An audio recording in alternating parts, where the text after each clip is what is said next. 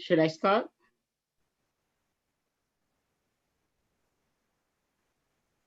Benga caller? Yes, and we're live. Okay, thanks. All right, so good evening, everyone who is joining us tonight for Roundtable for the first time as New York City Coalition Coalition for Educating Parents and Families. I just messed up that. Oh God, I totally messed that up. I apologize.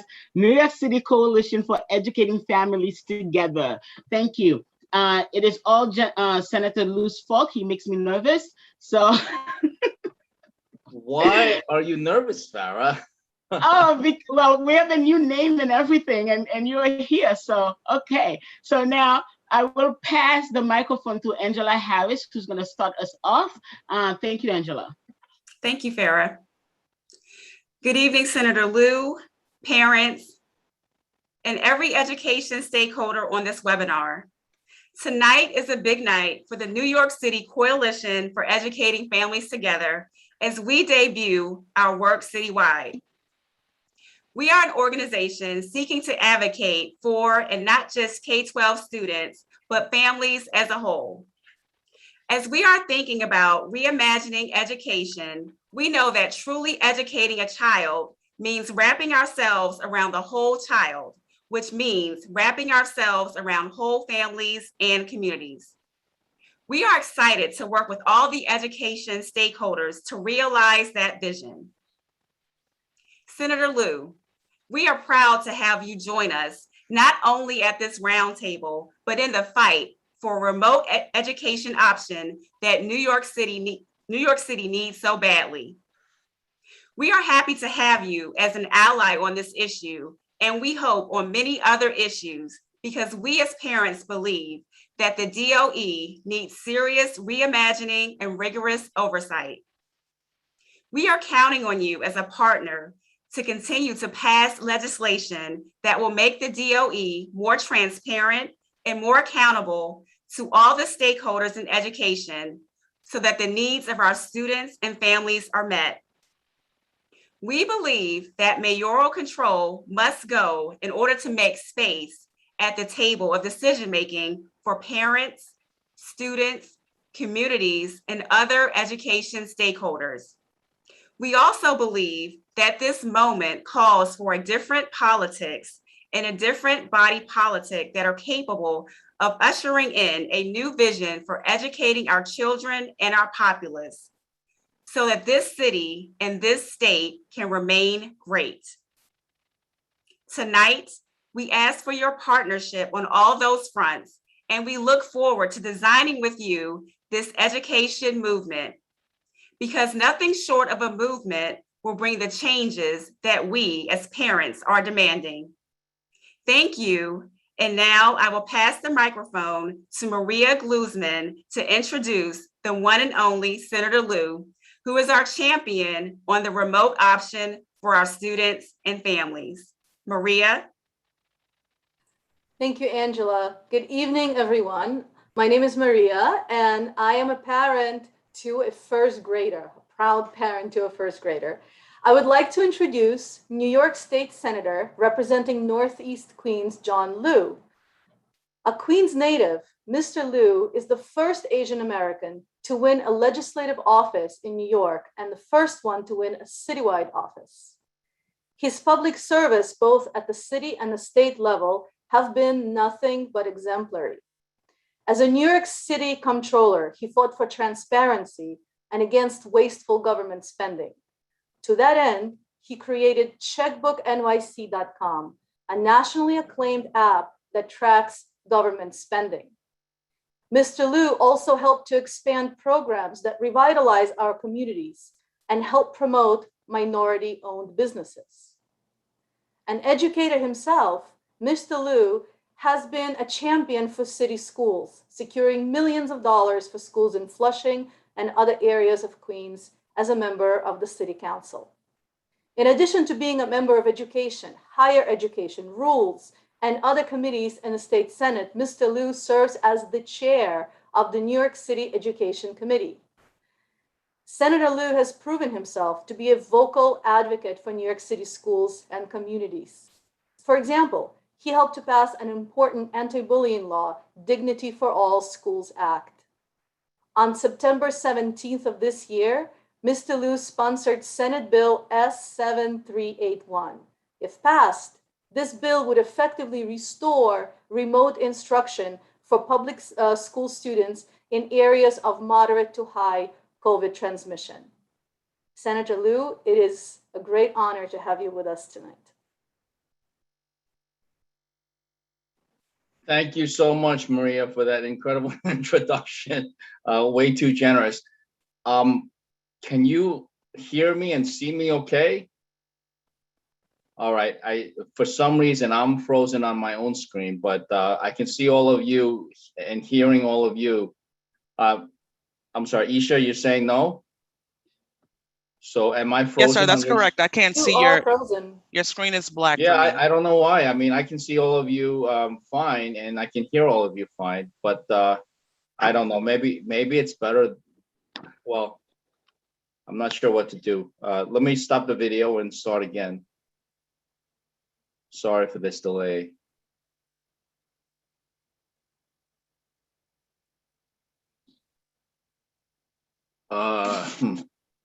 Okay, well,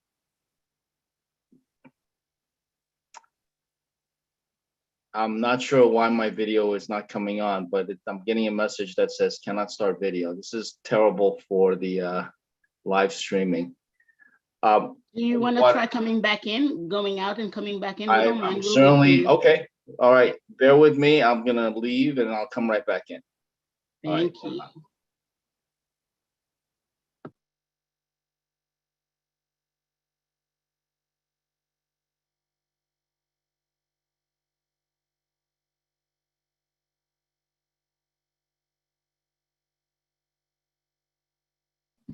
Hi, Sujin. Is that the way to pronounce your name? Or Sujen? Yes. Can you hear me and see me now? Yes. Yep, that worked. Okay, well, be careful what you wish for. In any event, thank you so much for that introduction, and I'm so happy to be with all of you. I want all of you and many of you again, and this is a follow-up from a meeting that I had with Farah and a group of Bronx parent leaders on the issue of remote learning and other school issues. So happy to be with you. And you know, I had been talking with the DOE and City Hall for months, talking about the need for the remote option. Unfortunately, I think they just were too stubborn, if not belligerent, on the issue, and so we now have to pursue legislative remedies. The bill that I've sponsored and now has a number of co-sponsors in the Senate.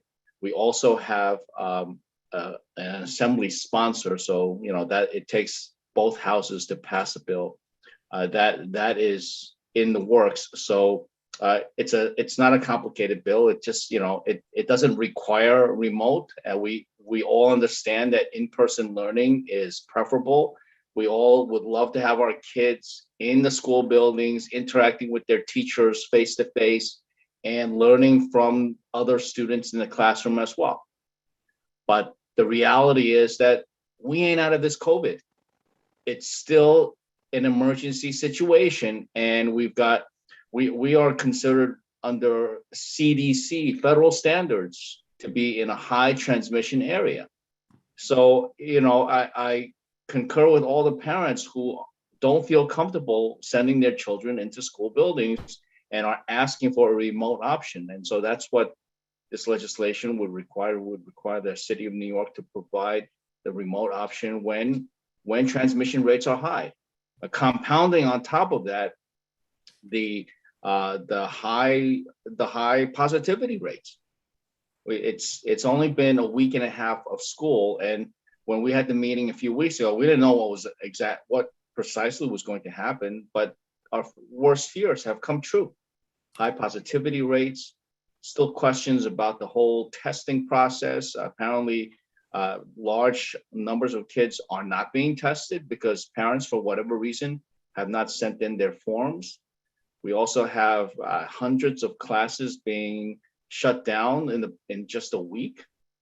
And even at least one entire school has been shut down. And so anytime these things occur, the kids are left with zero learning whatsoever. And that's why that remote option needed to be in place. And, you know, some people would say, well, having the remote option, having the remote option, you know, it takes resources from the normal operations of the school. It does take resources, but the Department of Education is flush with additional resources from the federal government to help cope with this COVID crisis. So there's just no excuse, absolutely irresponsible for the mayor and the DOE to not provide a remote learning option. I do want to thank parent leaders in this meeting and other parent leaders who I've met with consistently over the summer to just figure out how best to address the needs of our kids. And I think the bigger picture, there are lots of bigger issues here, which I think we're going to talk about a number of them. So let me not talk for too long because I know we have a lot of issues to discuss. Thanks so much for having me, and thank you to all the parents who are so committed in. You muted yourself. You're muted. I don't know what's going on here, but technology. That's yeah, all. It's not you. You didn't do anything. Technology. Anyway, well, I don't know. I may have clicked something by accident, but it takes a lot of time and effort, and on top of that, you have your other things going on. You have to keep you on top of your children's education. So I really thank you. What you're doing is not only for the benefit of your child, but it's for the benefit of all the children in this city collectively. Thank you so much for that, Senator Liu, and so much that you have said. It would be repetitive in some ways to re-say them because we do have parent leaders here who are ready to say them again, but we're not really saying them for you. We are saying them for the parents who may be listening who are not yet on board with the cause so that they know to support you and your bill by calling their elected officials to make sure that their elected officials will be voting. So we'll go through that anyway, and if you don't mind, I'll let the parents present and then I'll let you respond afterwards. Absolutely. So, thank you so much. So Marie, you have the floor. Senator Liu, hi, it's nice to see you again. Nice you may remember Marie. me from the last time as the physician standing in the middle of a street yelling into my phone over traffic while wearing an N95. That was me. I'm no longer standing on the street. But for those of you who don't know me, my name is Dr. Marie Will. I'm a physician, I'm a biomedical scientist, and I'm a New York City school parent. So at our last panel, we discussed, the negative impact that COVID already had on the kids in the US, if you remember, and the children in New York City also, in the Bronx in particular, and how the lack of remote option put these kids at greater risk. I mentioned then, if you may remember, that the plan as it was presented to us at the time was inadequate. Well, I was wrong. The plan that was unfolded since is not inadequate, it's reckless. It's worse than I ever imagined it would be. Well, the vaccine mandate was a good first step, but even that hasn't been implemented. As you know, they're fighting it out in court still. Meanwhile, the DOE has purchased expensive air cleaners that were deemed subpar by independent testing. They don't have adequate distancing in the classroom. Testing is woefully inadequate at just about 10% every 2 weeks, soon to become weekly, but also, as you mentioned already, that it has to be to a subset of students that have consented, and then only a subset of those a parent have agreed to do so, including no pre-K or K students at all. That level of testing does not allow for contact tracing, which is the whole point of testing, not just for our memorabilia and scrapbooking purposes of what the pandemic looked like. So it shows, in the short amount of time since school has opened, thousands of students and staff have tested positive. Over 700 classrooms have closed. The case rate in the community as a whole, which was actually on the decline, Senator Liu, when we last spoke, if you remember, it has now again started to rise. To combat this, the mayor has announced a lax in quarantine rule so that unvaccinated students are no longer required to quarantine after a confirmed exposure if they were masked and 3 feet away.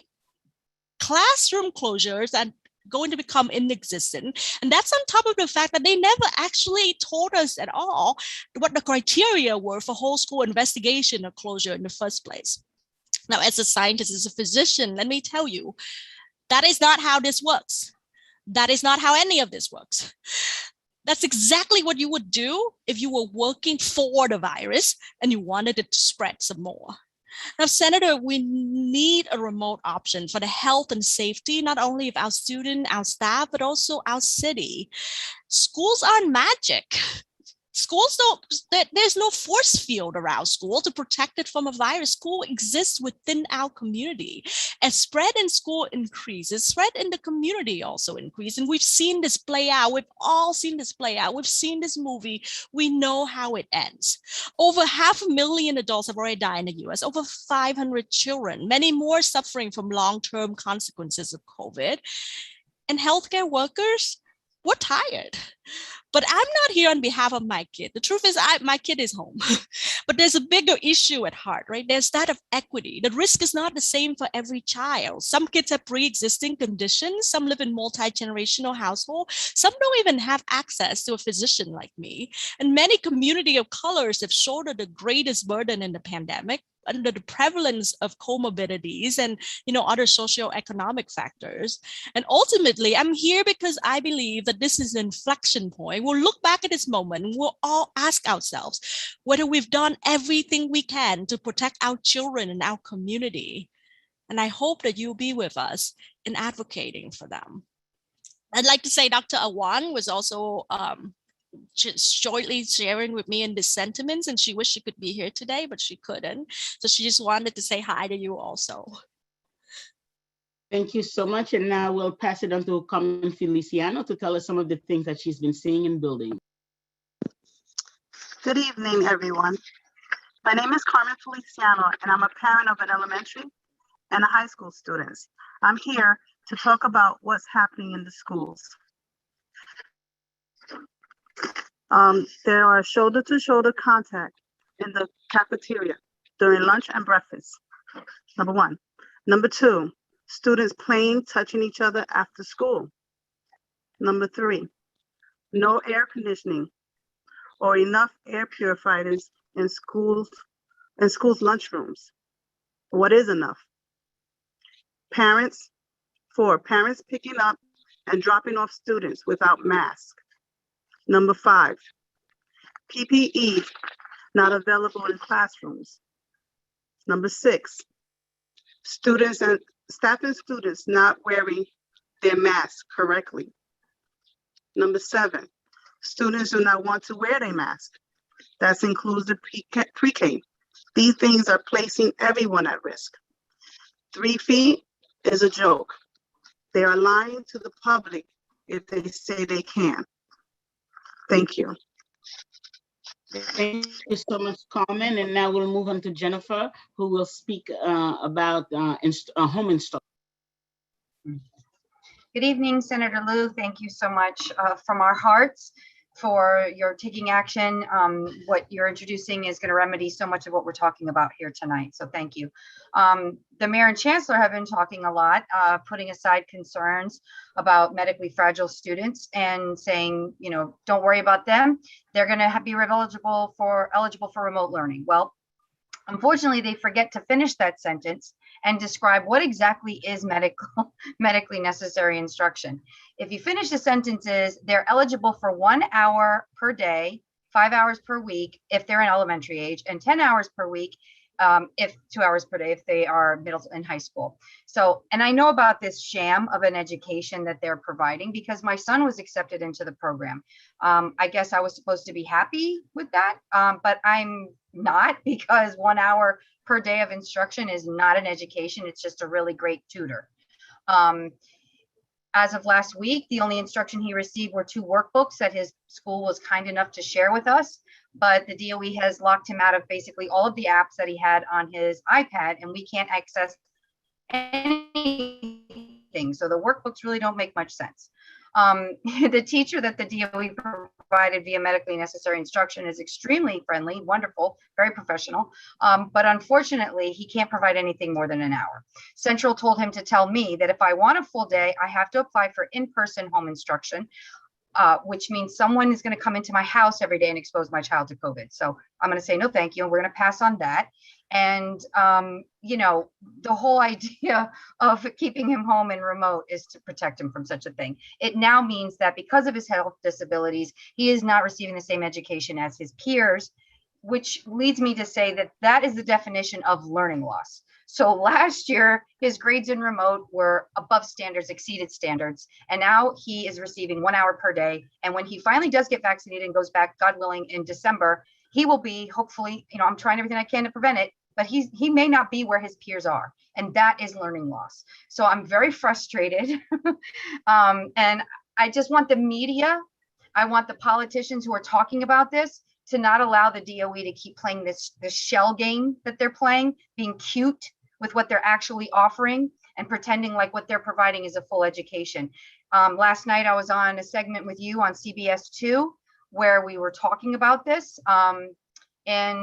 Since that segment aired, I'm happy to report that the DOE was so embarrassed by this that they removed any evidence of it from their website today. So the form that I submitted along with his school back when used to say at the very top what you were eligible for, 5 hours per week.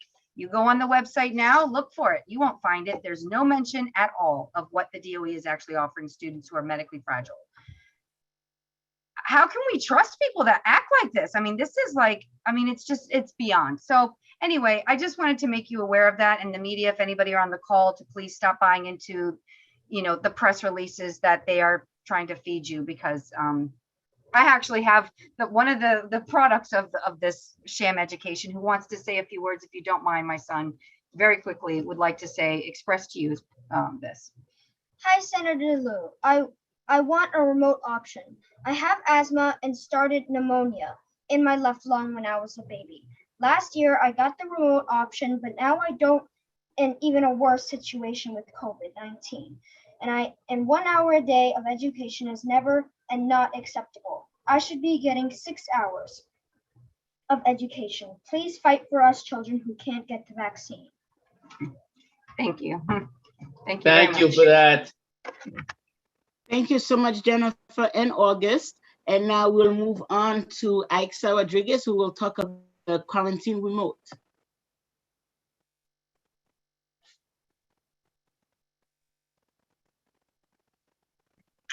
Can you hear me? Now we can. Awesome.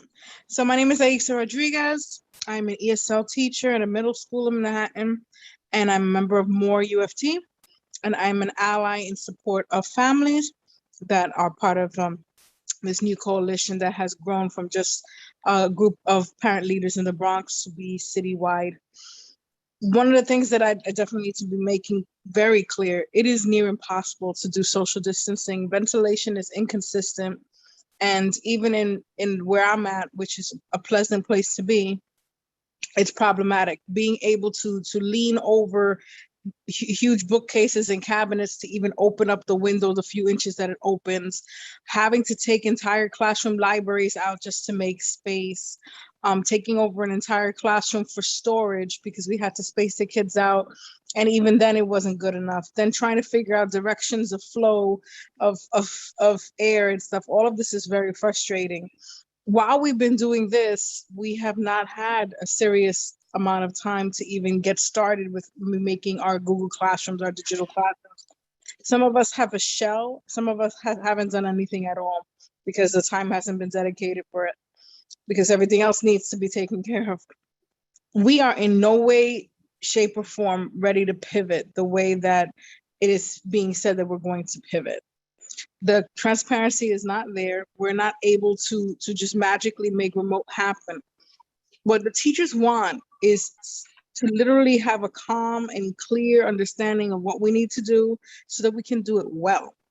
That's the problem. Having a remote option is great, but if it's poor quality, and it's the teachers having to invest time and love and care in developing the materials and putting stuff online and developing relationships with kids, then what's the point? It's just poor education. That's not what we want. So, there are many of us who are in classes pushing in. I'll give you an example. My classroom has the content teacher, the special educator, me, the ESL teacher, a para, and a student teacher in that room, which is, lovely to have that many adults, but at the same time, we're not being put to our full use. And our classroom is like 14 to 18 kids. We're very lucky in this particular school. And there's a lot of people who could be redistributed in different ways.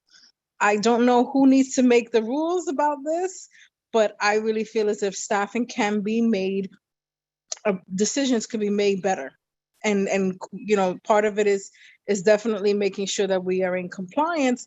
But in the situation of having extra staff, or having student teachers, or having CUNY adjuncts who can teach online for the high schools, there has to be some type of innovative way, because most of the CUNY adjunct professors can get emergency certifications overnight because they have all the qualifications to do that. And so we want to talk about how we're not ready. We don't have the staff. We're concerned about the vaccine mandate causing some type of staffing implosion, especially with all of our support staff to help the schools go. So thank you. Please listen to these wonderful parents and look into staffing so we can have a remote option and do it well. Thank you so much. And now we'll have Nazira Hanif, who will speak on the need to listen to parents and their circumstances. Hi, everyone. My name is Nazira Hanif. I am a second grader at PS 56 in Queens. This year, I am not going to the building because I do not feel safe. I do not want to get sick in school and bring it home to my family. I am worried that I am missing schoolwork. We really need a remote option so I can stay healthy and keep learning. I know how dangerous Delta can be. The mayor does not seem very concerned with our safety. Can you please help to keep us safe, healthy, and being able to learn? Thank you, Senator Liu. Thank you, Nazira. And how's your school in Richmond Hill doing? I'm homeschooling. I understand that. Okay. What now, Farah? Do I respond? Yes, you can. Okay, well, I think I've responded already. The bill is in, but more importantly than the bill, it's continuing to put pressure on the Department of Education and City Hall to provide this remote learning option. There's nothing that I disagree with. I agree with everything that people have said, from what Dr. Will said, and I don't, believe me, I have not forgotten the speech that you made on that crowded sidewalk. All the while I was worried about whether you were going to be all right or not, just speaking from the sidewalk like that. To Aisha, thank you for your service as well.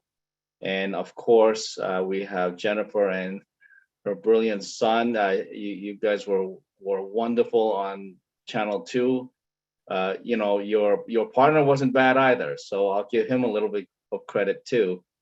And it's just been a really a full throttle effort to protect our kids and get the education that they need.